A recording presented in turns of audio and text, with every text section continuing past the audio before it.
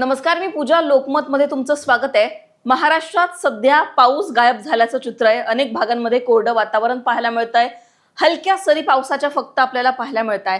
August महिना सुरू झालाय, पण ऑगस्ट महिन्याची सुरुवातच अशा कोरड्या वातावरणाने झाली आहे. पुढचे काही दिवस कसं वातावरण असणार आहे? मुसळधार पाऊस कधी पडणार आहे? सगळ्या प्रश्नांची उत्तरं या व्हिडिओच्या माध्यमातून जाणून घेऊयात. सगळ्यात महत्त्वाचं आपण जाणून घेणार आहोत की एक डॉल्फिन नावाचं चक्रीवादळ जे चीनमध्ये तयार झालंय, त्या चक्रीवादळामुळे भारतातला पाऊस हा गायब झालाय का, हे सुद्धा जाणून घेणार आहोत. पहिल्यांदा इकडे तुम्ही जर बघितलं, सॅटेलाइट इमेज आहे. महाराष्ट्राचा विचार केला तर कुठेच आपल्याला ढग दिसत नाहीयेत. पावसासाठी पोषक वातावरण कुठेच तयार झालं नाहीये.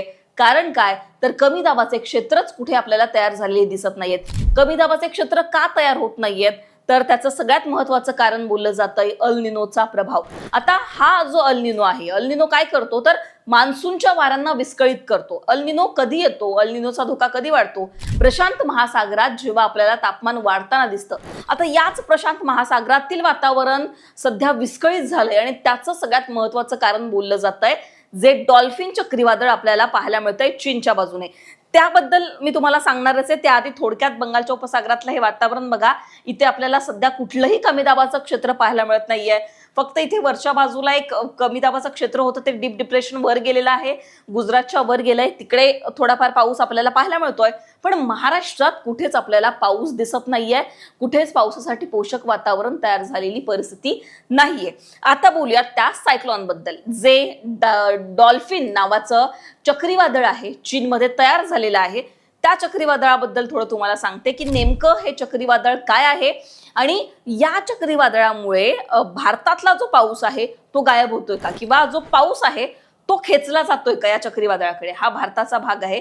भारतापासून 4000 किलोमीटर लांब हे चक्रीवादळ. इथे तुम्ही जर बघितलं, याच्यावर ब्ल्यू डॉटवर आपण क्लिक केला तर इथे येईल आपल्याला डॉल्फिन नावाचं हे चक्रीवादळ आहे. बघा, डॉल्फिन नावाचं हे चक्रीवादळ कुठे तयार झालंय तर चीनमध्ये तयार झालंय. या चक्रीवादळामुळे चीनमध्ये मोठं संकट आलेलं पाहायला मिळालं.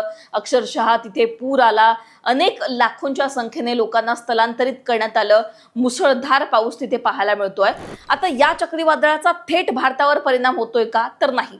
इतक्या लांब हे चक्रीवादळ आहे. थेट भारतावर त्याचा परिणाम होत नसला तरी अप्रत्यक्षपणे या चक्रीवादळाचा भारतावर परिणाम होतोय. तो कसा, तर प्रशांत महासागरात जेव्हा अशा प्रकारचे चक्रीवादळ तयार होतात तेव्हा त्याचा परिणाम जो आहे अप्रत्यक्षपणे हा भारतातल्या वातावरणावर होत असतो.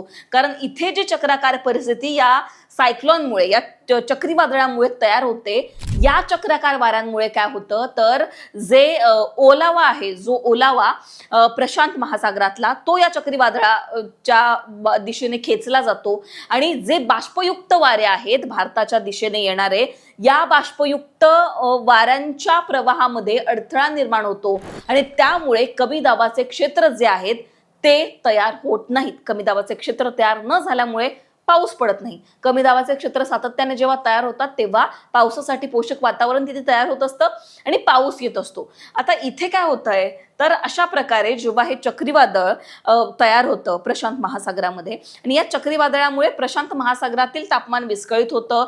जे ओलावा आहे तो ओलावा हे चक्रीवादळ खेचून घेत असतं आणि त्यामुळेच काय होतं तर आपल्याकडे जे नैऋत्य मोसमी वारे येत असतात त्यांच्यात अडथळा निर्माण होतो आणि अल निनो इथेच सक्रिय झाल्याचं आपल्याला पाहायला मिळतं. आता हे चक्रीवादळ इथे आहे. आपण भारताचा भाग जर बघितला तर भारतापासून ते 4000 जवळपास किलोमीटर लांब असल्याचं तज्ज्ञांनी सांगितलेलं आहे. हा सगळा भारताचा भाग आहे. पण मी जसं सांगितलं, चक्राकार वाऱ्यांमुळे जे बाष्पयुक्त वारे आहेत ते खेचले जातात या चक्रीवादळाकडे आणि त्यामुळे पाऊस जो आहे त्यामध्ये आपल्याला कुठेतरी अडथळा पाहायला मिळत आहे. आता आपण पाहूयात की अलर्ट काय दिलेले आहेत. थोडाफार जो पाऊस पडणार आहे तो कुठे पडणार आहे. खरं तर ऑगस्ट महिन्यामध्ये ही परिस्थिती असणार आहे का पूर्ण, असा सुद्धा प्रश्न अनेक जण विचारतायत. सध्या 20 तारखेपर्यंत अशीच परिस्थिती असणार आहे. कुठे फक्त थोडाफार येलो अलर्ट असेल, कुठे ग्रीन अलर्ट असेल. 20 तारखेनंतर कमी दाबाचे क्षेत्र तयार होऊ शकतात आणि पावसाला गती मिळू शकते. पण सध्या बघा काय अलर्ट आहेत. 10 तारखेचा अंदाज बघितला, सगळीकडे ग्रीन अलर्ट आहे, कुठेच पाऊस नाहीये. फक्त पुणे आणि साताऱ्याच्या घाट परिसरात थोडासा येलो अलर्ट आहे, हलक्या ते मध्यम स्वरूपाचा पाऊस आहे. पुढे 11 तारखेचा अंदाज जर आपण बघितला तर तिथे सुद्धा आपल्याला दिसतंय फक्त पुणे, रायगड, रत्नागिरी आणि साताऱ्याच्या घाट परिसरात येलो अलर्ट आहे. हलक्या ते मध्यम स्वरूपाचा पाऊस, बाकी कुठेच आपल्याला पाऊस दिसत नाहीये.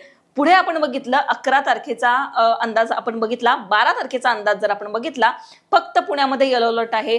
12 तारखेला सुद्धा कुठेच आपल्याला पावसाचा इतक्या मोठ्या प्रमाणात अलर्ट दिसत नाहीये, सगळीकडे ग्रीन अलर्ट आहे. 13 तारखेचा अंदाज जर आपण बघितला, 13 तारखेला तर सगळीकडेच ग्रीन अलर्ट आहे, म्हणजे कुठेच पाऊस आपल्याला पाहायला मिळणार नाहीये.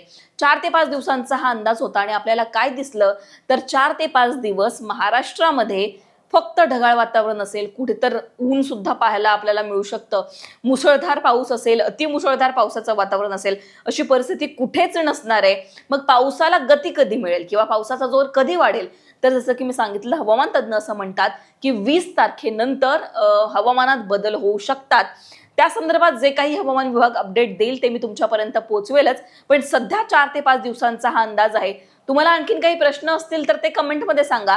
लोकमतला सबस्क्राईब केलं नसेल तर सबस्क्राईब करायला विसरू नका.